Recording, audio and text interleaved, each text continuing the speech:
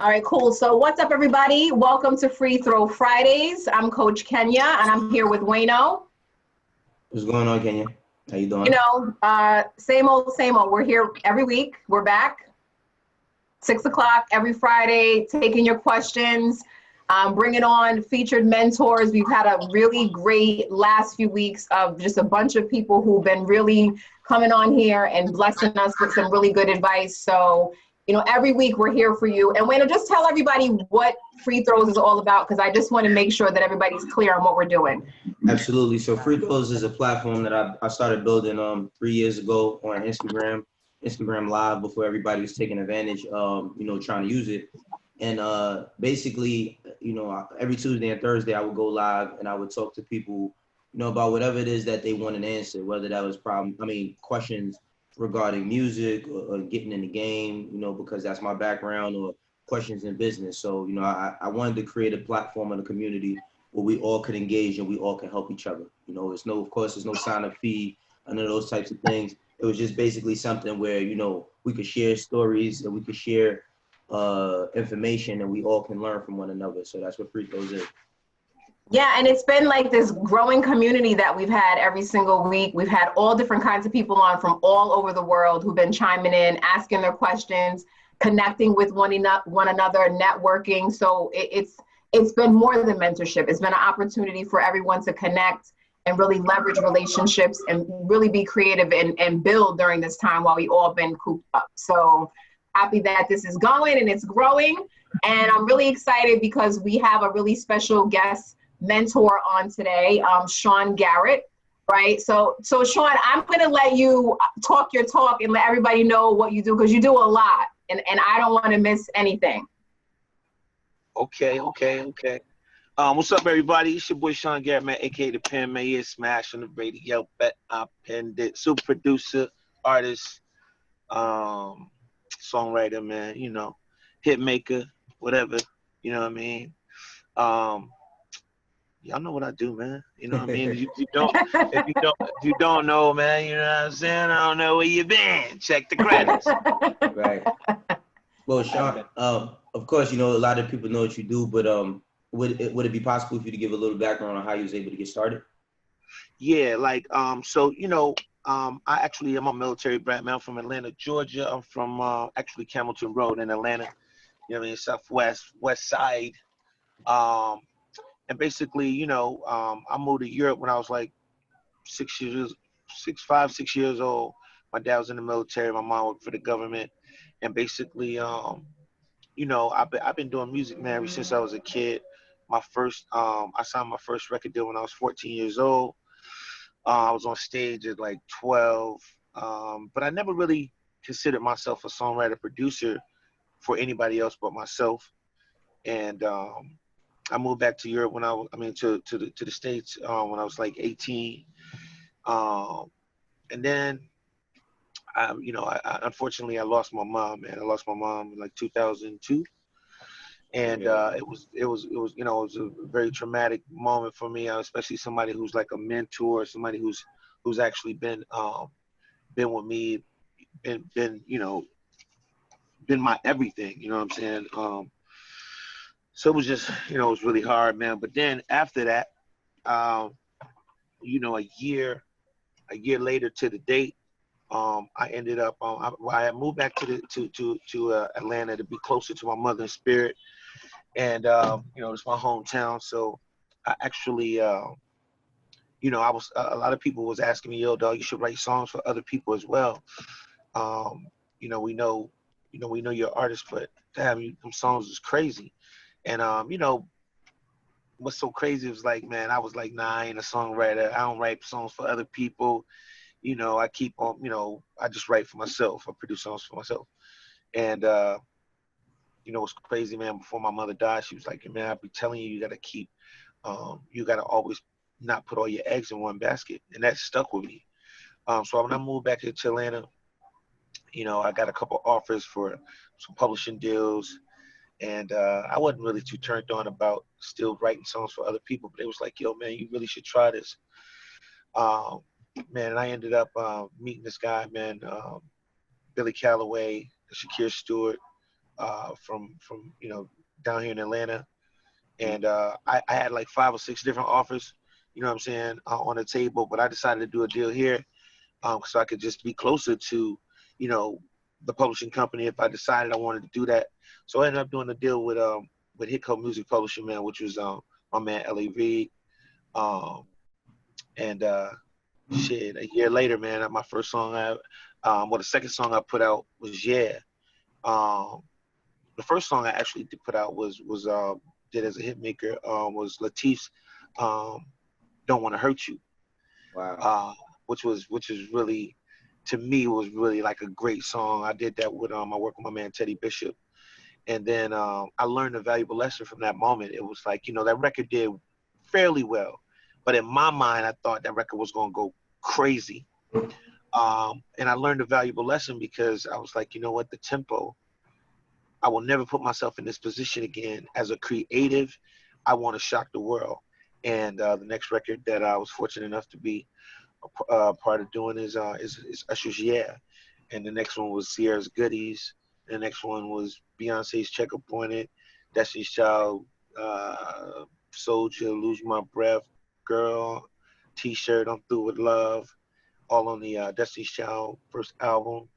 And then I got a chance to end up doing like 6 out of the 10 records on there. Ring the Alarm, Give Me Body to Upgrade You. Then went on to do Chris Brown's Run It, Give Me That. Ain't No Way, Wall to Wall. Fergie's London Bridge, Pussycat Dolls, Buttons. Wow. Yeah. Place Milo, you know what I'm saying? But Mary J. Blige, No More Crying. And the list goes on and on. But I just was very fortunate, and I felt like, I was just blessed, and I was just ready for the opportunity that presented itself, man. It just, 52 number ones in, man, 18 Hot 100 number ones in, and getting to put my album out in a minute. You know what I'm saying? Super It's a hell excited of a about run, man. That's a hell of a run, It is. It is. What inspires your creative process? Like, what is it like to sit down with you and write a song, and what is that process like? I would say that process is it could be, I'm really like a fun, I like to just really create and like have fun, but at the same time I'm very strategic, I'm very competitive, and so I'm trying to win every time. You know what I mean? So I'm not just in there creating, you know what I mean? I feel like a lot of creatives create, but I don't think they have a target. You know what I'm saying? Like a real target. Like this, I need a number 1 record. I need this shit to go number 1. I need to break Sierra with Goodies. You know what I'm saying? Like I need to break Normani. Like I got to break Chris Brown. So it's my philosophy is it can be intense for me, right? I'm an intense competitive person, but I just like to win. And so I'm trying to figure out how not to lose. You know what I mean? From a competitive creative perspective. So I'm always paying attention to everything that's being said in reference to the album, in reference to the artist, in reference to the label, who's putting the record out, how they putting it out, how's this shit gonna move. So I'm kind of like a scientific type guy. It seems that with all that being said, like when you to do Usher's Yeah and all these records with Destiny's Child, and then go on to make a run it for Chris Brown or Goodies for Sierra, these is like the records that kind of sparked their careers. So it seemed like you wasn't opposed to looking for the next thing. Like it seems like you always was looking for the next thing as far as working with artists. Absolutely. Like I'm always, that's me. That's a great, that's a great, I would say that's a great interpretation of me. I'm always looking to do the next thing. I'm always looking to shake up the world. So, I think from my perspective, sometimes people was like, yo, Sean, where you been at? You know what I'm saying? Like what you on right now? And me, I'm a sniper. Like I'm looking to break something big. Like I'm not trying to just be an average creative, you know what I'm saying? And just putting records out. That shit is boring to me. Like, you know what I'm saying? Like I want to shake up the world, and I enjoy that. Like I enjoy those challenges. And sometimes it's gonna take a little minute because there's a wave. There's I felt like the bar got lowered. People just accepting any kind of records, putting out any kind of records. And you can tell. You know what I'm saying? Like, you definitely can tell. So what makes a song a hit? Like, what are the elements for like a hit if you had to put it together? you know, I think a hit has a lot to do with the cultural conversation, the relatability. Um, relatability, I feel like, is very important. Um, I love to be enticing. I feel like, you know, you got to make people feel like, damn, I ain't even want to put these shoes on, but I need to put these damn shoes on. You feel me? Like Yeah. it's about, like, you know, color. It's a pop. It's a it's a force, right? And you know, if I think sometimes when you look at it, you really look at it, why is it that, you know, there's only one artist that's so strong, that's so dynamic, that's really sort of running the gamut, right? At a time. You notice there's only one Beyonce. There's only one uh, for a long time there was only really one Usher. Like, you know what I'm saying? There's only one Chris Brown. But and I feel like you can tell the difference when that velocity ain't there. You know what I'm saying? Like, you Mhm. could tell when somebody put out an album, it's like, nah, it's cool. Like, it's cool. But is that shit slapping me in the face? It's like, damn, I can't wait to hear that song. Or damn, every time I go to the club, I can't wait to hear this. Or when this song is played, the entire stadium is going nuts. You know what I'm saying? Right. So those dynamics are part of, like, the creative process in my mind that I sort of approach. Um, you know, and an artist, knowing an artist, like really understanding how to give an artist something that they can't necessarily give themselves. Because I feel like today, you know, a lot of artists are self-contained, very much self-contained, and I don't think they really all the time understand what a super smash record, like something that's going to change your life forever, something that's going to be an evergreen. I don't really think people, you know, I don't think everyone thinks that way. Right. But Mhm. there are some artists, I would say, like a Bruno Mars. To me, I feel like Bruno pays the fuck attention. Like, he's paying attention. You see, notice he's been gone for a minute. When he returns, It's gonna it's be it's gonna be gonna be some shit. something. Right. Yeah, or you know, like I even say, like, I like The Weeknd. Like, I think The Weeknd is pretty dynamic in his approach, right? Uh, you just got to really kind of get into his shit sometimes, but super dope. I think Drake is like that. You can tell the thinkers, you know what I mean? Like, you can tell people who really put thought into where they planned it on, where they planned for that bullet to go. You know what I mean? Right. They were really aiming for a bullseye. So I guess that's the perspective. And I think, you know, I don't mean to take the fun out of it, because again, I'm a fun person. Like, I love to fucking have fun. I love to, you know, love to talk shit and get busy and compete and, you know, take the challenges and get dared. You know what I mean? And Yeah. love to say, hey, bet either you betting on me or you betting against me. I like that shit. Yeah. For sure. So yeah, man. So listen, we have a lot of people here who have want to ask some questions, and we're going to get into some of these questions. So we appreciate all your insight, and we're going to start with Jordan, because Jordan was on time, and we reward people who are on time. That's right. That's right. Being on time is good. Being on time is great, right? So Yeah. Jordan, if you want to unmute yourself and give us your handle. Hi, only Jordan. Jordan spelled Jordn. What's up, Jordan? What's good, brother? What's happening? Good. How are you guys? Good. Are you at the beach? I want to be. Hear Yeah, you. I'm like you on your boy catching waves for real. I'm trying to be where Jordan's at. So Jordan, what's your question? I wanted to kind of inquire: is there such thing as like A&R like etiquette? Because it's weird for me. I songwrite and I send records out, and it's like one day it's like, cool, I meet a new A&R. It's like, I like your songs, I like your records, send me more. You send more, and then it's like dead. And I'm like, what do I do from there? Like, how do you Yeah. handle stuff like that? You don't want to be annoying. You know, you don't want to. Yeah. I would say, man, good question. I think, you know, it's all technique, right? You know, a lot of times, to me, when somebody says, see, that's a good question, because I don't like that kind of like if I give you something and I ain't getting that feedback that I'm looking for, then one of the two things is wrong. Either you or the music I'm sending you. You know what I'm saying? Because most time, if it's some shit that if it's some shit that's on the stove, it's some hot shit, like people gonna be calling that phone like, yo, cuz, like, I need some more of that shit, you know what I mean? And there should be some placements conversation going on and setting up some sessions and getting shit moving. So, you know, I think the approach of just sending records, dog, is not necessarily the right approach all the time. Sometimes it is. But you want to know who you're sending those records to. You want to inspect what you expect.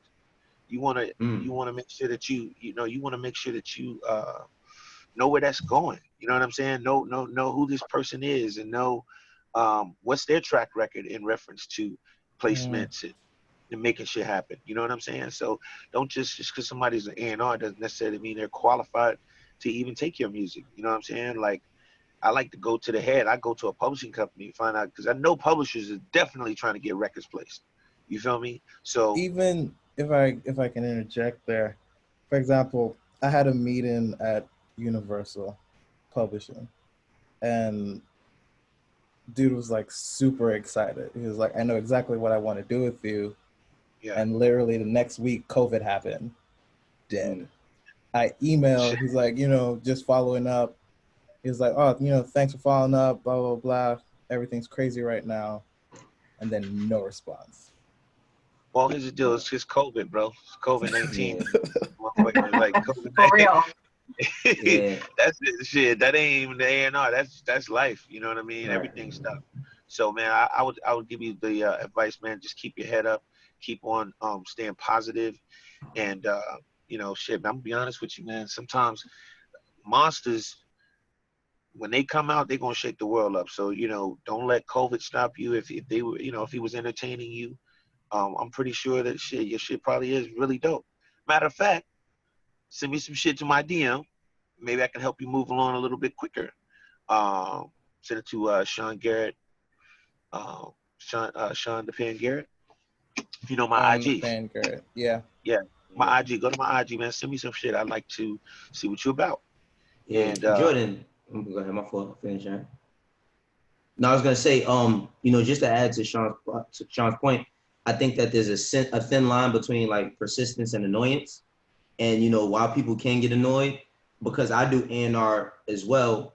The COVID shit, man, like I ain't gonna lie, yo, it flipped our industry upside down, man. Like there's tons of artists that, you know, I had big plans for working on albums, and it's like we almost got to sneak to work, because the thing about it is like, while a lot of people who aren't in the game, they might say, oh man, like I know COVID is going on, but you can't give me an ear.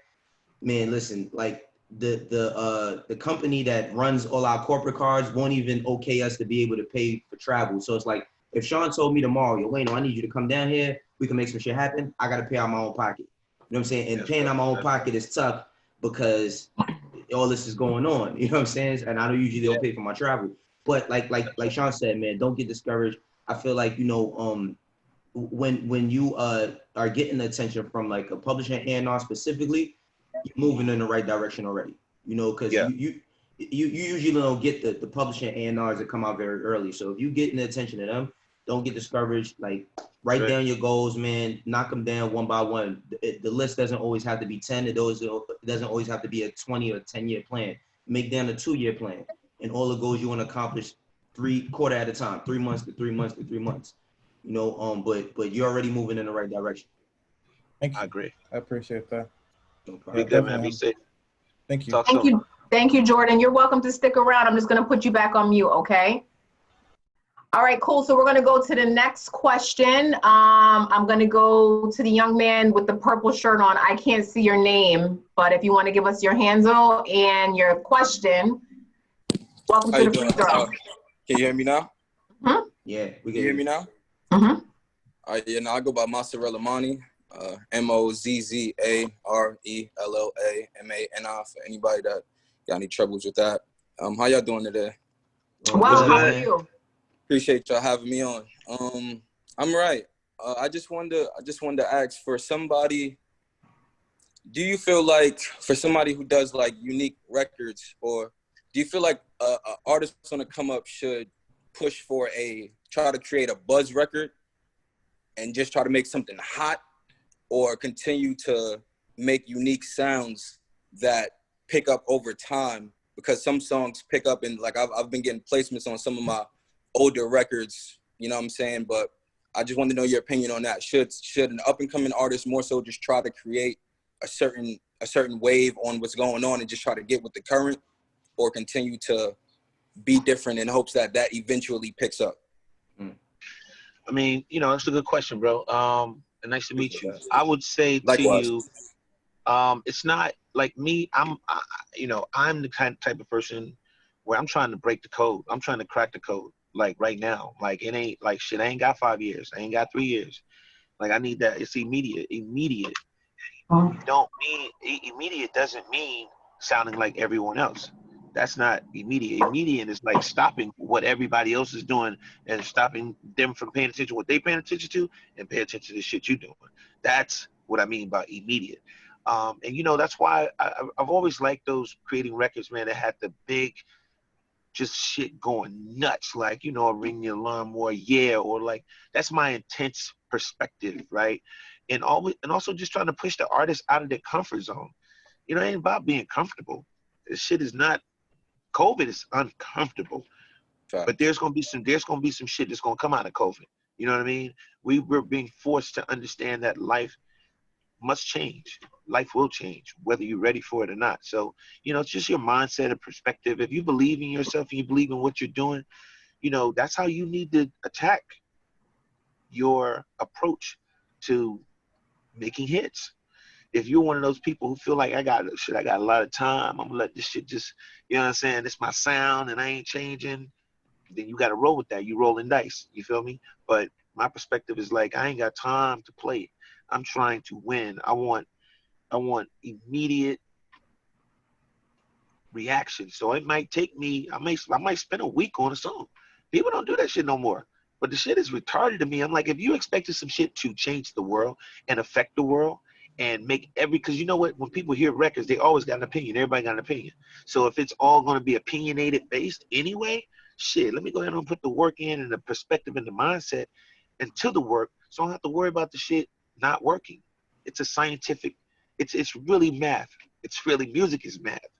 But, I might be being a little too deep for some people. Nah. But I'm just not trying to create just regular shit. It's just like, I like to find them beats that just ain't normal. I like to work on shit that just ain't normal. You know what I mean? Because people want to be pushed. People want to be excited. They want to hear some shit and be like, damn, dog, that shit is amazing. You feel me? And that's my approach. But it was a great question. Yeah, I was thinking about what you were saying as well, and I'm just thinking, like, it's a risk on both parts.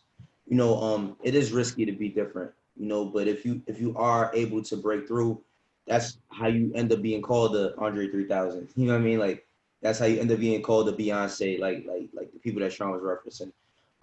I think that when you jump into the wave, like, yeah, you can actually jump into the wave, but then you're gonna be held to that.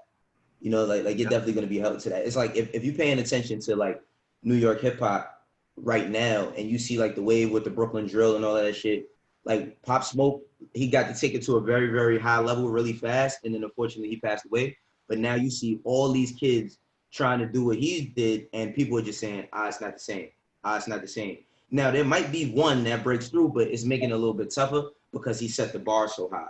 So you definitely want to put yourself in a position where you create a category for yourself. You know what I mean? Like, having your own sound, there's nothing wrong with that. Like, if everybody's paying attention to that, you kind of want everybody to look at you a little bit differently. I'll just get, like, for me, when I was younger, when everybody would buy the same sneakers, I would buy mine, but I wouldn't wear them for like 8 months to a year. You know what I'm saying? Like, because the thing was, like, when the black and red Jordans came out, I knew everybody was gonna have the black and red Jordans. So I would wait till the next year, and then when everybody busts out with the white and black joints, the white and red ones, I would pull those out, and people were like, oh, you just got them? Nah, I just ain't cooked my joints. You know what I'm saying? I would just hold up. You know what I mean? Hold up a little bit. So, your gift really might be you being different. You know what I mean? And holding yourself to a certain regard, like Sean said, Work on them records for a week at a time. Shit. I used to work with Beanie Siegel. Bro, if anybody heard the song Feel It in the Air by Beanie Siegel, he did the song in 2002.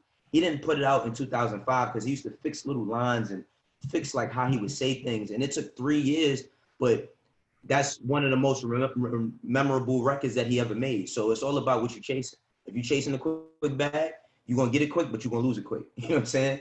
If you're chasing longevity, you'll always be able to get it back. Appreciate that. Yeah, great question.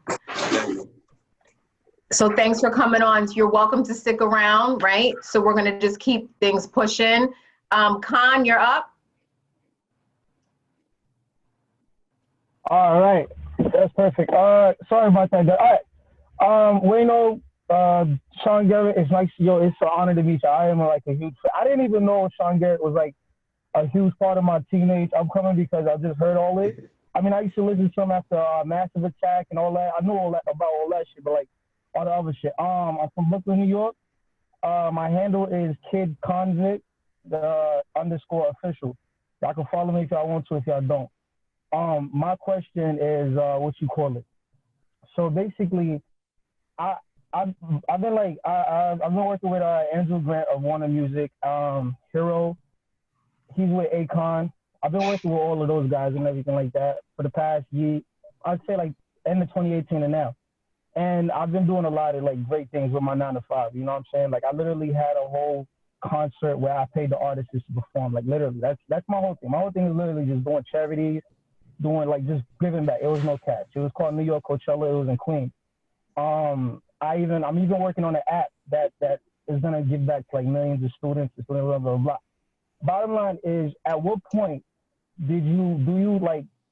at working a 9 to 5? Because I've been working since I've been out of prison, and that's like plus 8 years. At what point in this upcoming, I know I'm no longer in the beginner phase no more. At what point do you know, like, all right, I gotta leave this job? Because if you leave, you're like, you might sacrifice everything, and you don't know if you're gonna be able to support everybody. But if you don't leave, you know, you can still support and still do the things in the music and everything like that.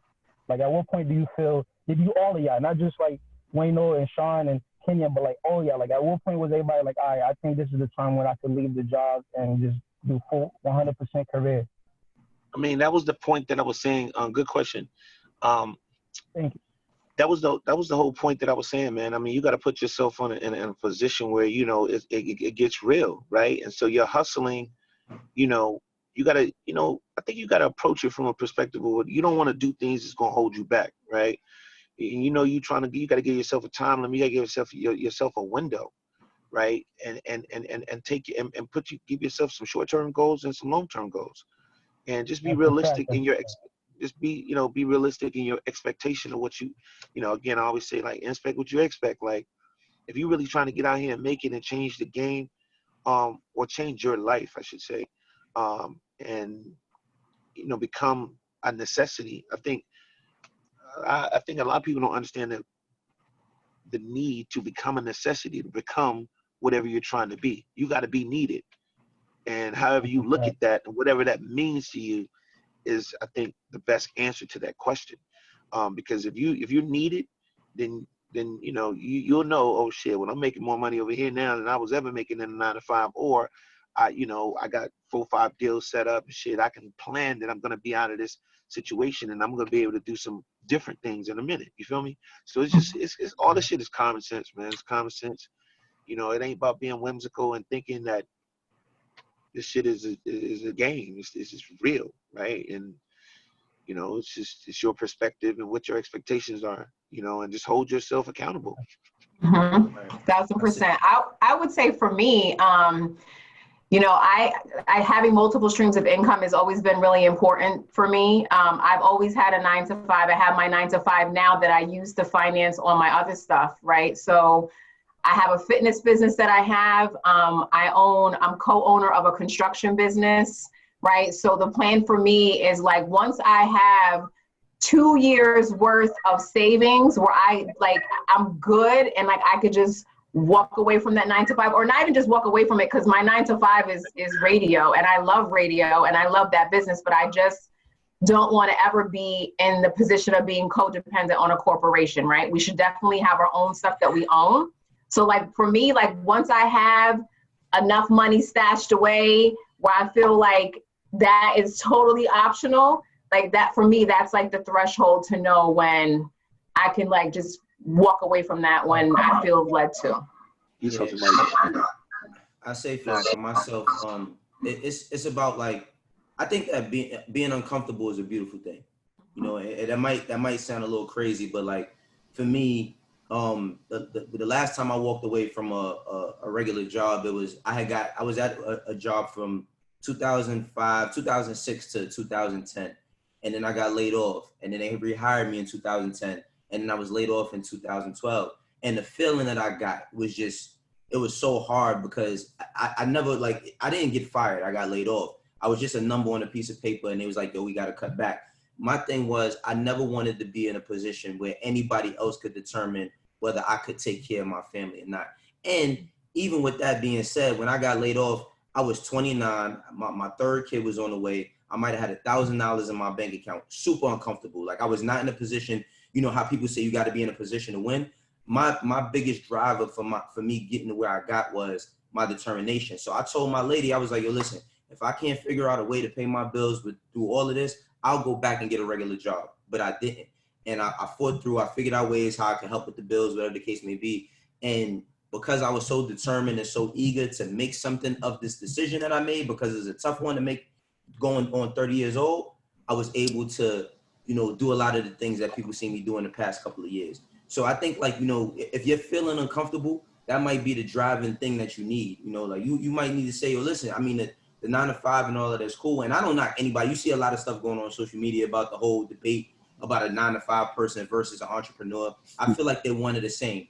You can't run a business without working for a business. You know what I'm saying? You can't lead without once following. So I think that, you know, for what it is that you're trying to do, you definitely got to strengthen your relationships and your contacts. And, you know, if you're doing all of these dope things where you want to create apps that can give back and you want to do all these different things, you just got to keep networking, and you'll know, like, it'll be a feeling in your heart, man. You'll know when you're ready, but you got to be uncomfortable along with all of the stuff that Kenya and Sean both said. Yeah, just make sure that savings matches that feeling in your chest, though, because that's the thing. You got to be able. Because I ain't have no savings. I was popped. I'm happy I'm still here.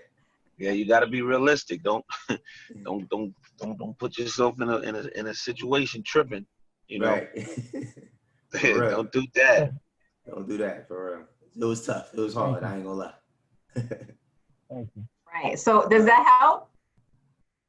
Oh no, definitely did. I'm gonna definitely put that into perspective and everything. Thank you so much. Oh, for sure. Thank you, Con. Thank you. All right. Be well. Take care.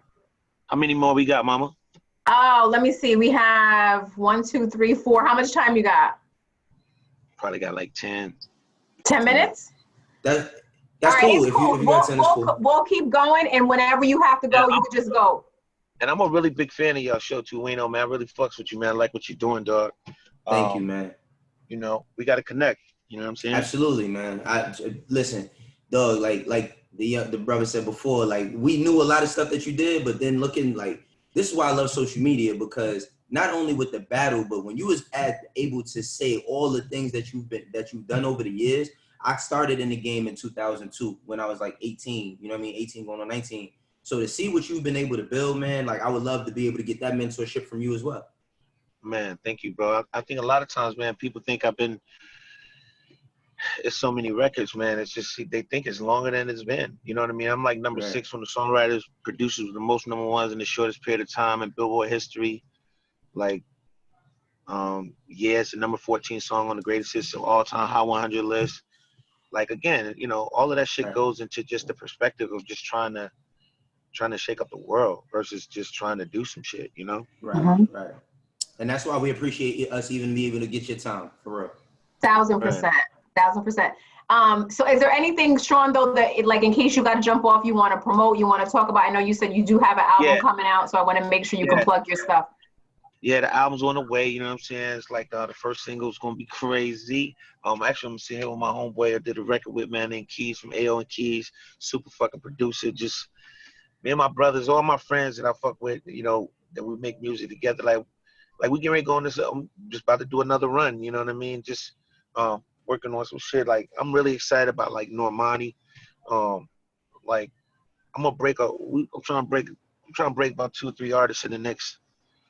I'm talking about superstars in the next 8 months. You know what I'm saying? Mm. So it's just the focus and the goal is so crazy. Like the level of I need to win, I gotta win type shit. And just watching the game, just watching what's going on, just paying attention. You know what I mean? Comparing sales to streaming, understanding streaming records versus blockbuster records. You know what I'm saying? It's a whole bunch of shit you got to just kind of really pay attention to and sort of put your, you know, just put your expectations as high as you possibly can, and just don't cheat yourself, man. Don't cheat yourself out of winning. You know, like I'm looking at like I'm gonna say this because I'm gonna have to jump in a minute, but and I come back on. You know, when shit clear up, man, I want to come play the album. I want to come and play the album for you guys. If I'd have been at home, because I normally be at my studio, but I'd have played some of the motherfucking bombs for y'all. But you know what I'm saying? Like I will say this, even watching the Black, you know, if you really pay attention to what we're going through right now in the civil rights, police brutality, Black Lives Matter scenario, it's hard, dog. It's hard. So that's why we got to respect each other. You know, we got to respect each other and have the kind of respect for each other that we don't put ourselves in those financial stressed scenarios, because we got an ecosystem.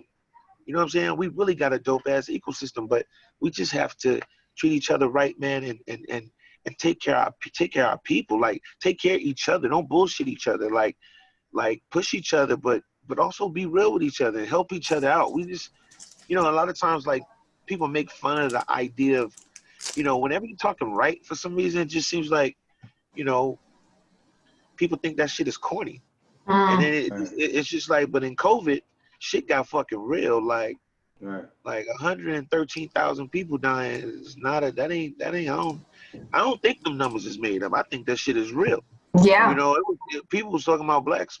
Some of us was like, that shit don't affect black people. Like, what the fuck is y'all talking about? Like, shit, Right. Like, you know what I mean? How the fuck you believe that when people are actually fucking dying? Like, no, they dying because they not sick. They dying. So that perspective is like the life we live in. Like, you know, if you expect to get in this game, a lot of artists, producers ask me, Sean, what does it take? What do you, man, take this shit seriously, dog. Inspect, study, dog. Study your shit.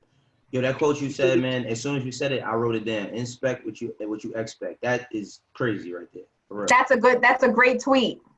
It is. I gotta tweet it, but I'm gonna tweet it, but I gotta put by Sean Garrett. Like I ain't trying, you know what I'm saying? Gotta get it off his credit. I love, man, but I love y'all, man. I appreciate everything. Appreciate you. Yeah. Appreciate you so much, man, for real. Like thank you. Like, you know, this platform, we built it, you know, we built it for the people. This is one of the things that I wanted to do. You know, me and Kenya talked about. We were trying to figure out, you know, we had some things on the table and we like, interim, like meantime, in between time, how can we do stuff to help the people? And that's all we trying to do is just educate everybody, whether you're a songwriter, an artist, even if you could be wanting to start any type of business, a movie theater. We just trying to add whatever perspective we can so that people can, you know, move forward. That's what it's really about. You know what, I can tell, man, the love is there. You can tell, you know, I think a lot of times what people also fail to understand, that what's real is real and it's going to be real, and that's never going to change. And I hate when people say, well, today, but that was then. Like, this shit is now. Like, life is now. And all of that is just, I'm going to leave you with this. Those are distractions. When people that talk like that, they just distracted. Because shit is real. You know, the times change, but I will say this. People wearing the same shit they was wearing in the 90s. That's what the fuck is hot. 90s shit. So, that, you know, we're still dealing with the same shit they was dealing with in the 90s. Fucking police brutality, urban culture still running shit, been running shit since the fucking 90s. Music still been running shit. You know what I mean? Black culture is still what it is. It ain't changed. We just gotta get better in our perspective and stop separating each other. We separate ourselves. You know, a light-skinned black person is different than a dark-skinned. Right. That's fucking bullshit, dog. Like, Mhm. we gotta just stop being ignorant and categorizing ourselves and letting ourselves be categorized, because that's the shit. That's how you, like, that's the mind fuck. That's motherfucker 101. You know what I mean? Like, Right. so it's like, well, you know, separating us by age, all that shit, it's distractions. So this is my advice to any of the new songwriter, producers, hit makers, superstar artists. You want to start a business, whatever, man, just don't get distracted, man. And read and keep asking questions. It's so Thank important. you. Very well said. Listen, thank you so much. We appreciate you. We definitely want to have you back for sure, and would love that. And listen, be safe, be well, and just stay positive. Thank y'all. Bye. Peace. Love. Peace. All right, guys. Well, that was super dope having Sean here, and I hope everyone got something out of that, because I know I did. And we're going to keep it pushing along. I want to make sure that we get to everybody's questions. So I think we left off with, I'm really going to mess up your name. Is it Olusola? Close? Olusola. All right. All right, go ahead. I'm muted. Yeah, it was close enough. It's Olushola. Oh, man, I was close. Okay, go ahead. Yeah. So the handle is Shola the OG, which is SHOLA, the OG. I'm from Toronto, Canada. Thank you guys for having me on. Welcome. Yeah. So really my question is, like, as a brand new artist, I understand the production team is absolutely important in terms of like an engineer, producer, all of that stuff. But aside from that, like, who else should you be looking at to have on your team right away to push you on the brand front, you know what I'm saying, on like the marketing front? Because I always hear manager, you know what I'm saying, but who else? And is that really important right away? Manager, yes and no. I think manager is very particular. You know, everybody has different styles when it comes to doing management. And I think you just need more creatives. Like I would say a digital marketer more than anything. You know, digital marketing, of course, like you being in Toronto, me being in, you know, in Jersey, you know, and we've got people from all over. Digital is the wave. You know what I mean? Like digital is the wave, and it's gonna continue to be the wave as long as we're on the internet, which seems like gonna be forever. So I would get with a digital marketing person and just like a creative director. You know, marketing all falls under creative direction. So I would get a creative director. Management is just to manage your situation. You know, while you're doing all of these ill creative things, you don't want to have to worry about looking over your shoulder to make sure your business is right. That's what a manager is there for, to create business and business structure for you. Right. So I would say focus on like, you know, digital marketing and a creative director. Creative director to do like what, like artwork and stuff like that? Well, not just artwork, but just to kind of drive the direction of the brand. You know, you said on the branded forefront. So it's like, okay, if you're the new artist or you're trying to build new artists, while they might have really great music or really great production, what falls under that? You know, like what are they into? What type of machine? Like what type of machine do you use? Are you going to be creating content where you're showing the creation of your music? Are you going to be doing content where it's going to be creation between the producer, the artist, and the engineer? Like, does it fall under that demo? You know what I'm saying? It's like when I look at when everything that you're saying is kind of making me think of the first people that's coming to my mind right now is Griselda. You know, Westside Gunn, Benny the Butcher, and just off the fact that like, while Benny the Butcher, Conway, and Westside Gunn, they're not using like this newfound rap style that nobody's ever heard. What the greatest thing about their brand is the branding. You know what I'm saying? Like Westside Gunn knows how to market, brand, and promote, and that's the reason why they're doing something that's kind of cutting edge, because it's tons of people that's been rapping like that forever. But in the world of right now, where it's like, you know, people, and I'm not taking that because I love Little Baby just as much as I love them. But while the Little Babies and the Little Uzis is running the world, they still able to eat. You know what I'm saying? Like they still able to eat, and that's based on their marketing, you know what I mean, their branding. So in their creative direction. So I think like that's what it really takes, you know, to build a brand. Okay. That's awesome. And is ground marketing, would you say ground marketing is as important as digital marketing? Ground Would you throw marketing? that in the mix? Like, flyers all over the place. Oh, grassroots, like grassroots type stuff. Yeah, I mean, because even though we live in a digital world, you know, without, you know, COVID stopping a lot of human interaction, word of mouth is the greatest source of promotion there's ever been. So, you know, if there's if you have a cool thing to give out, a cool promotional tool, and you know what's so funny is like people still using lighters. Like that's like the oldest trick in the book, but people still putting their brand on lighters. You know what I'm saying? Like I see my man. My man D Short, I'm gonna just say D Short, he's smoking, you know what I'm saying? So it's like he using a lighter, you know what I'm saying? So it's like that's just an old tool of promotion. But yeah, grassroots marketing and branding is like the oldest trick in the book, you know. While like the kids or whoever you marketing to, they might not be putting posters up in their room. They might take a picture of it if it's dope enough. You know what I'm saying? So it's definitely a lot of different routes you could go, but that all falls under, you know, marketing and creative direction. You know, so the creative director is going to give you the plan for the streets and for digital. Got you. So yeah, appreciate it. Appreciate you, man. Thank you. Right. You're welcome. Thanks for coming on the free throw. All right, so I'm just going to mute you back. I'm going to move to Jalen. Jalen, what's up, black man? You look like you fed up with some things, right? No, I just got out of work. I'm tired. I hear you. Man? I'm a little tired too. It's so good. How y'all doing? Good. How are you? Y'all can hear me? Yeah, we hear you. I'm good. Okay, all right. Yeah, I'm good. So my handle is Tisdale, TIZDALE _. I'm an artist also. So my question was, I got a lot of music, you know what I'm saying? I write my own stuff, I record myself, I do a lot of that. I just want to know, like, what's the best way to get more exposure? The best way to get more exposure, I say, like, it kind of goes back to you know, what the brother before was asking. I think, you know, while you are pretty self-sufficient, you know what I'm saying? Like, you're doing your music, you're recording it, you got a ton of it. The stagnation starts with, it's like, okay, I've done all of this, now how do I distribute? You know, I don't know if you are looking for deals, but you should start looking into distribution situations, right?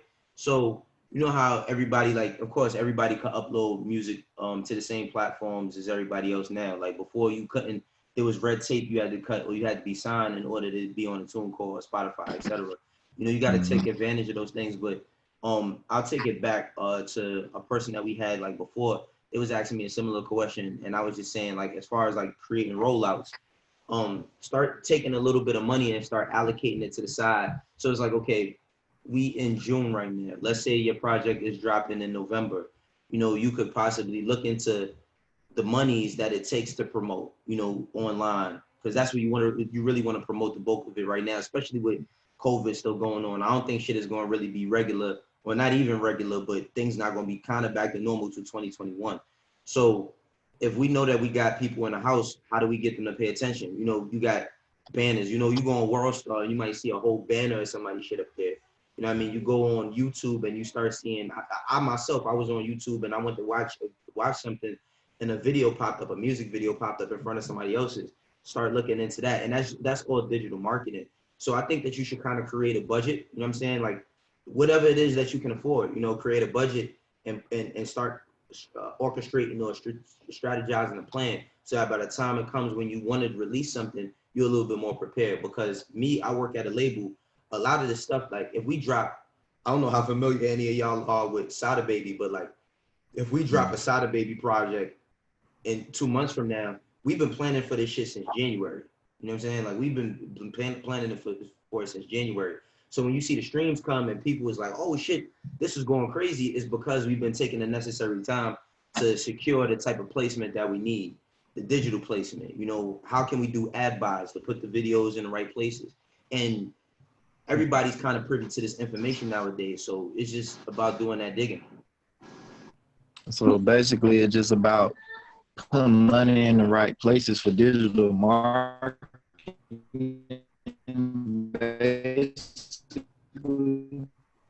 Breaking up a bit. Yeah, you're breaking up a little bit. Well, yeah, if you can hear me, Jalen. No, I was saying, so, yeah, I hear you. No, I was saying like, so like, yeah, it's about putting the money in the right places. So it's like, you know, people usually still looking for like a PR person. Like, yo, I need to pay somebody for PR. Like, we in an era right now where like the average person that's going to listen to your music doesn't need an article to tell them why, you know, and PR used to do that. You know, they used to secure, okay, I could get you this write-up, or I could get you that write-up, or I could get you on this blog, or I could get you on that blog.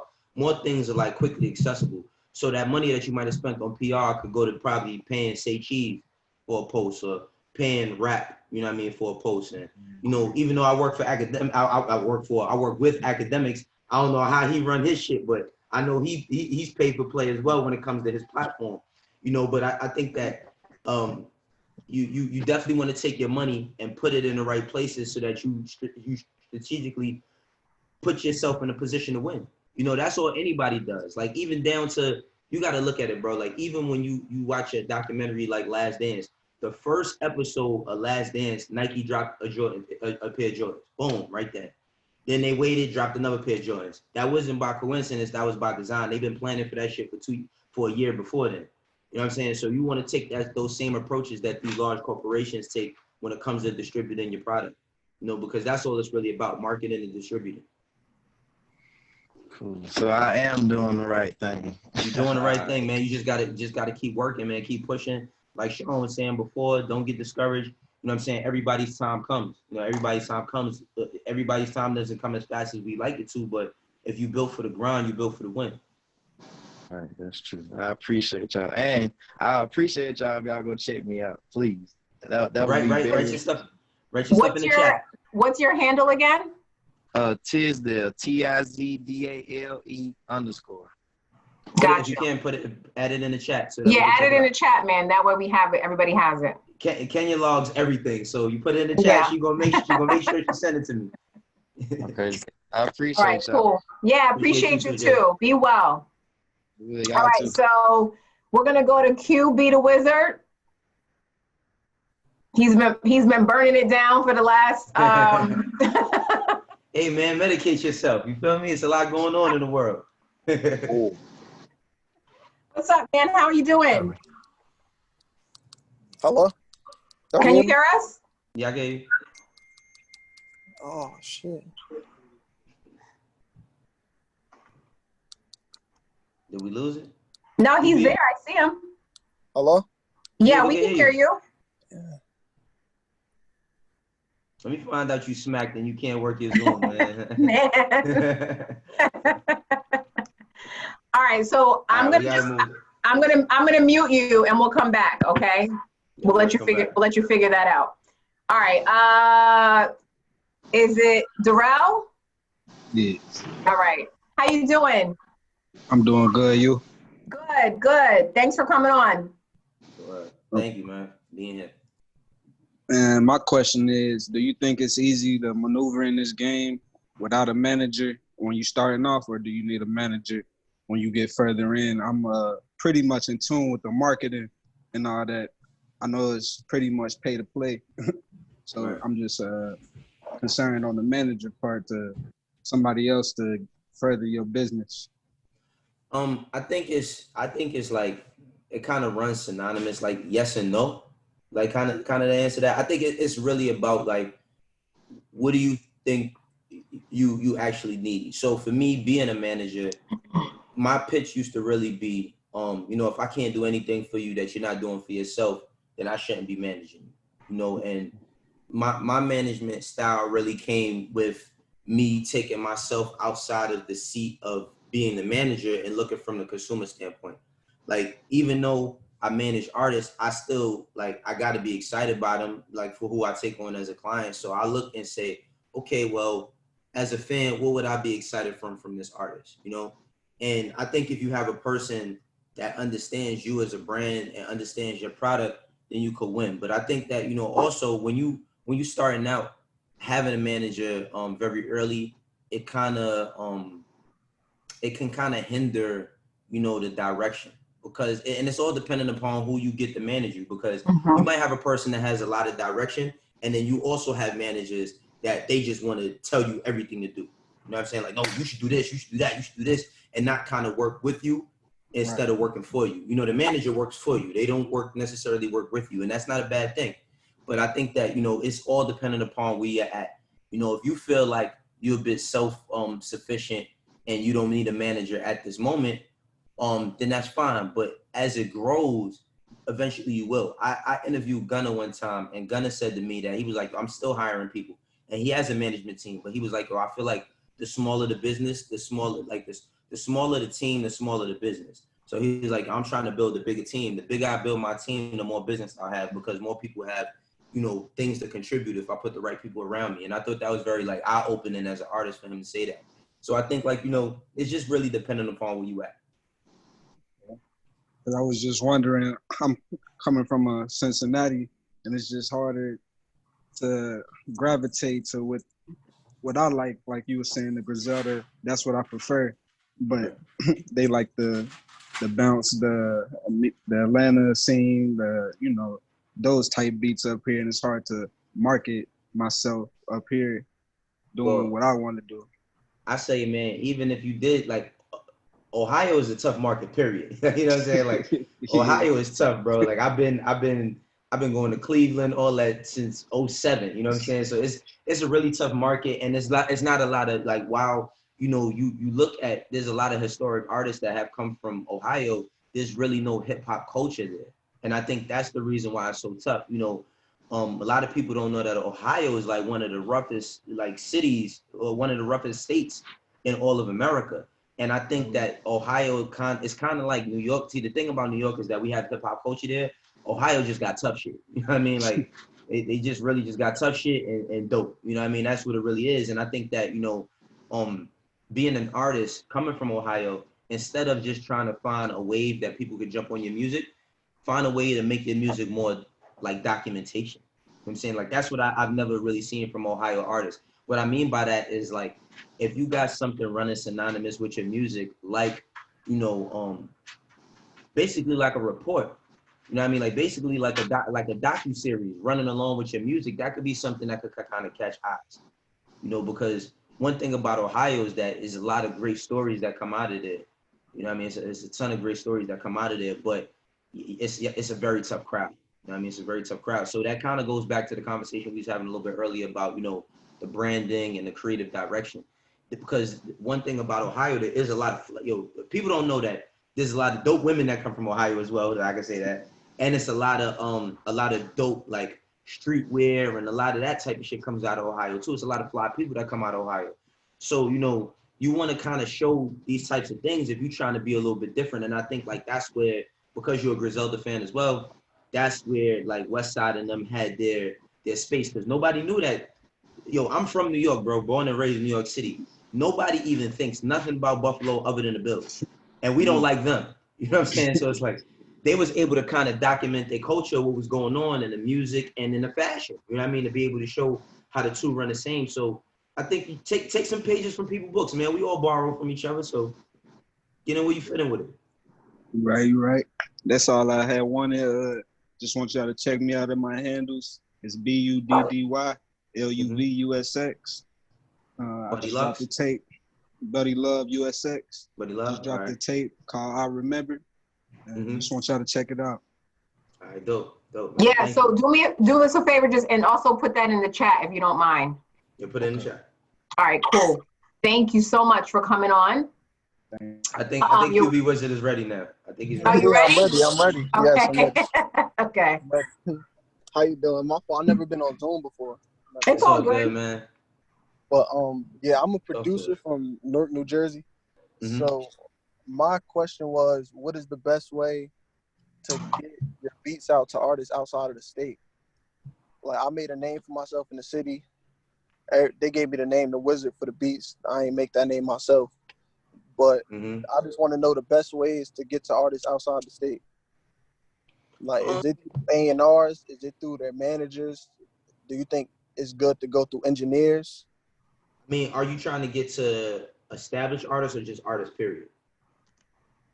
artists on the rise, like artists in like the mid-tier area? I mean, this is the thing, man. Unfortunately, you being a producer and trying to get into that space is very, very, very funny. Because when you're a producer and you're like, it sounds like you know what you're doing, but you're still kind of starting out, and you want to reach like mid-tier artists. That's cool, but how about building something yourself? You know, So that's the thing. So for the past 2 years, I actually run an independent label too. So okay. For the past 2 years, I've been getting my my credits up by working with 3 of my artists. I have 3 artists. Mm-hmm. So I've been building with them. I'm still building with them. I've executively produced tapes, made all the beats, you know, put everything together. So that's the part I think I'm missing is the out of state placements and stuff like that. You kind of feel like you reached the cap with the guys you're working with? No, not with the guys I'm working with, but as far as Jersey. Jersey, okay. And my sound, as far as Jersey and my sound, right, I feel like I could get with New York artists and down south artists. Well, I say like, you know, when it comes to getting like your beats to artists, like, and I said this before you look at like going directly to them, because some of them it's hard to get access to them, especially on social media. And and this is even still a tough approach. You got to get at they team. You know what I mean? You got to look at the guys that's right next to them every day, you know, going on social media and like, as long as it ain't a Kendrick Lamar, because he don't post a damn thing. You know what I'm saying? But like, if you look at like Lil Baby or one of them, like you can pretty much see the dudes that they hang out with every single day. You know what I'm saying? Right. And they DMs might not be as lit as his. So, you know, you kind of got to try to strategize that. And I ain't gonna lie, man, you might have outgrown Newark, man. Like, you know, Newark is another place where, you know, you can only do with so much before you say, you know what, let me go somewhere else. You might need to take some trips. Right. And because the artist that I basically grew with was Bundles FBG. He the one that had the video going crazy or whatever in the hood. But you was on here before, right? Yeah, I was on your live. Before. It got cut short. The live got cut short. Yeah, I remember I did speak to you before. Yeah, I'm like, what? Okay. Right, yeah. So I don't work with him no more, but we got 3 more artists, and I just feel like it's time to connect with people from other states.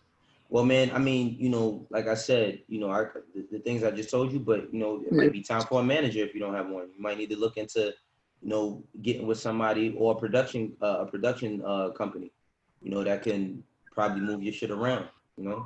You got to pay attention. Right. I say right now is the time to get at South Coast. That's my man Carter.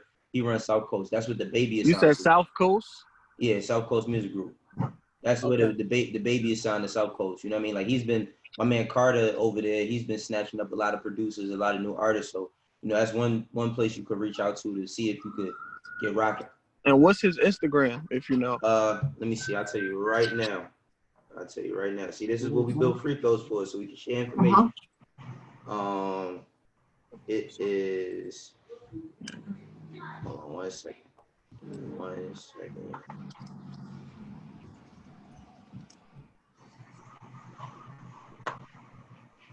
Damn. Hold on. What is this?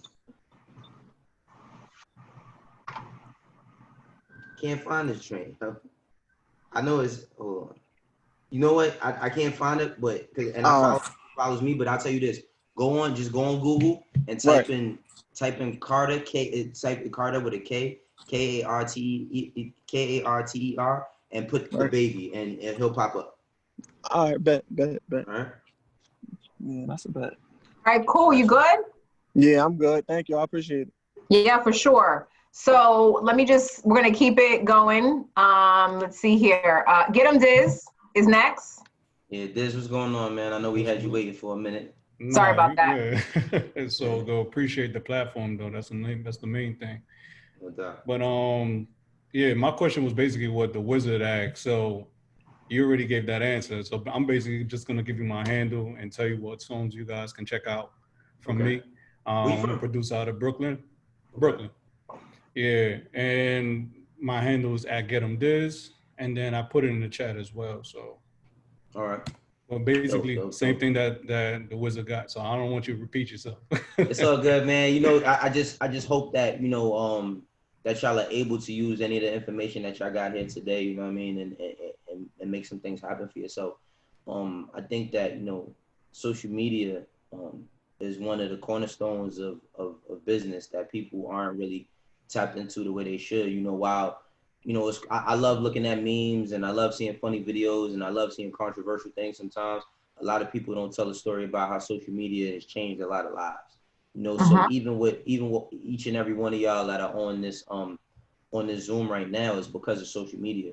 You know, honestly, even with me and Kenya doing free throws every week, we didn't start this knowing that Sean Garrett wanted to be on there. Like, she just told me, like, yo, Sean Garrett said that he wanted to be on here. Same thing with what's the young, let me not mess up her name, Kenya. What's the young lady we had last week? Rennie Rucci. Rennie Rucci, we had her come on, you know, and that's all due to social media and the things that we're building. And the same way y'all are building, we're building. So it's like Kenya said, this is a community, it's growing. Man, I would love to turn this journey into a curriculum one day, you know what I mean? Like, there's no telling what we can make happen. So, you know, for the brothers that's in here, we don't get too many sisters in here, but for the brothers that are in here, you know, check out the chat. A lot of y'all are producers. Some of y'all are artists. You could potentially connect together and make some shit happen, and it'll all be due to social media. So use that as a tool. You know, while we do use it for a lot of different things, use that as a tool. It's just as potent as anything else, you know? Definitely. 100%. No doubt. So yeah, thank you. Yeah, we appreciate you coming on and sticking around. That means a lot.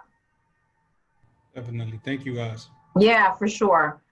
All right, I think we have, do we have anybody else? Did I get everybody? I think we got everybody. I think we got everybody. Cool. Yo, so can I ask y'all a question? I'm sorry. Okay. Real quick. Yeah, Can I ask y'all a question? Yo, was this cool for y'all today? Like, were y'all able to, you know, with Sean being on here? I know everybody didn't get a chance to ask him a question, but did it work for y'all? Y'all can take yourselves over mute. Yeah, definitely. Yeah, it was definitely a good experience. Can I play my song still or no? It's no time. Yeah, we pretty much out of time today, no man. more, I understand. It was definitely helpful and useful to get everybody's perspective on everything. You know what I'm saying? It was insightful. You know what I'm saying? Good questions were asked today. You know what I'm saying? Not just by myself, from everybody. So it was good to sit in here instead of just leaving. Yeah, I think a lot of what Sean said kind of really resonate. Stuff that we don't even think about, like you're trying to break an artist, like you know, there's some crazy stuff that he said. So I really appreciate it. Yeah, for sure. We appreciate you all. And one way you can help us out is just by spreading the word, you know, letting people know that we're doing this, you know, sharing it. You know, what we've been doing is we've been cutting up a lot of different clips and featuring you guys on the Wayno's Pod page. So make sure you just help us out, tell somebody, share it, like it. We're growing this organically, you know, and we're not here for the likes, but definitely please help us spread what we're doing, because this means a lot and we feel like we can help a lot of people. All right. Absolutely. One more thing. What is Kenya, what is your Instagram? Because I follow Wayno, but I could never find your Instagram. It's Coach Kenya. Got it. And I appreciate the follow, man. No problem. Thank you.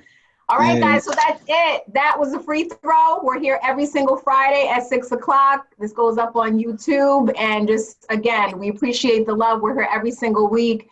Make sure you follow at Wayno's Pod to stay connected to us, share, like, and tell everybody what we're doing. All right? Be safe, be well, and peace out. Tell Act to throw them Yeezys away, man. I got you. To the producers out there, send some stuff to Toronto, man. All right. Yeah, everybody follow me. That's my handle, QB the Wizard. I got the heat. There you go, guys. Listen, guys, be well. Take care. All right, take care.